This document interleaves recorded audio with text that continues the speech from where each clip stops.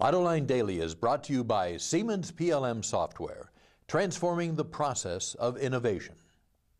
Here are today's top headlines. The UAW hires its own Wall Street analyst, the EU postpones CO2 regulations, and Hyundai joins forces with Microsoft. Up next, we'll be back with the news behind the headlines.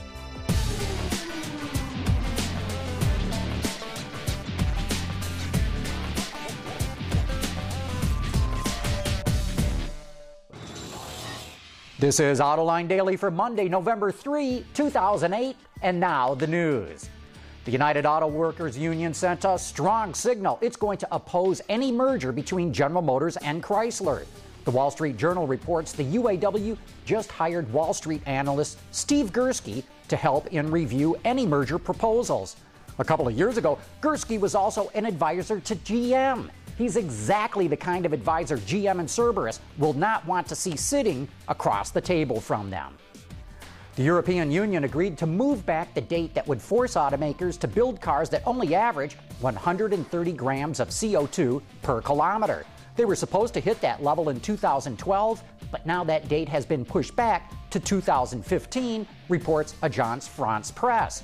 Just to give you an idea of how hard that is to meet, the best-selling car in Europe, the VW Golf, emits anywhere from 119 grams of CO2 all the way up to 174 grams, depending on which engine it has. A German importer plans to market Chinese cars from Chery in Germany, but it will not use the Chery brand name. According to Wards, China CAD Automobile Deutschland will sell 3 models later this month under the brand name of Dragon. Rollout to other European countries is planned, and they plan to expand the Dragon lineup with additional Chinese-made vehicles next year. Speaking of China, Hyundai will start selling a modified version of the Sonata there in December. Hyundai will also sell the Genesis Coupe there next year. According to Wards, the Sonata will be made in China, while the Genesis Coupe will be imported from South Korea. Beijing Hyundai expects to sell nearly 400,000 vehicles next year in China, a 20% increase.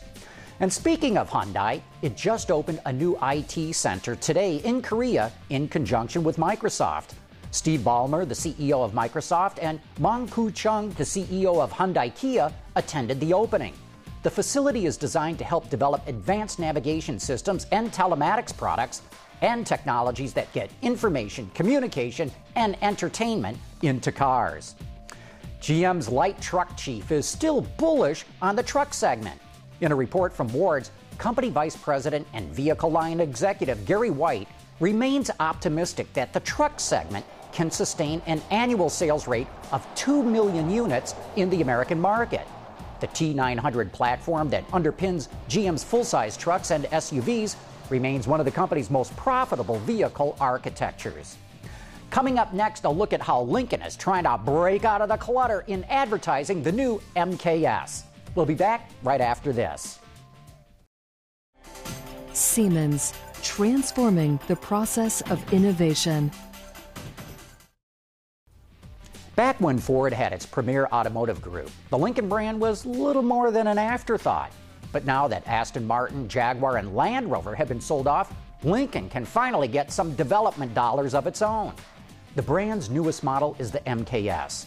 To make buyers aware of the new car, Ford launched a new TV advertising campaign, and they ain't like any Lincoln ads I ever seen on television. Bring it, pay it, watch it, turn it, leave it. The commercials feature music that's hipper than what you'd associate with the traditional Lincoln demographic. Lincoln's clearly trying to appeal to a younger buyer with these ads, but it's also trying to break out of the clutter. I really like these new ads, but whether you like them or not, that's not the real measure. Tomorrow, we'll have the October sales results, and we'll see if these ads made any difference in sales.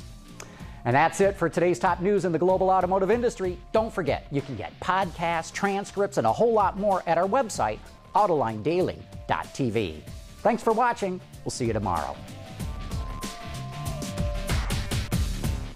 Technologic.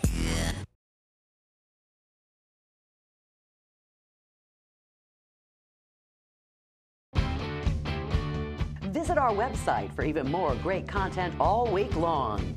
Autoline Extra, Dawn's Journal, How podcasts, and even more. So click over and get the inside view at AutolineDetroit.tv.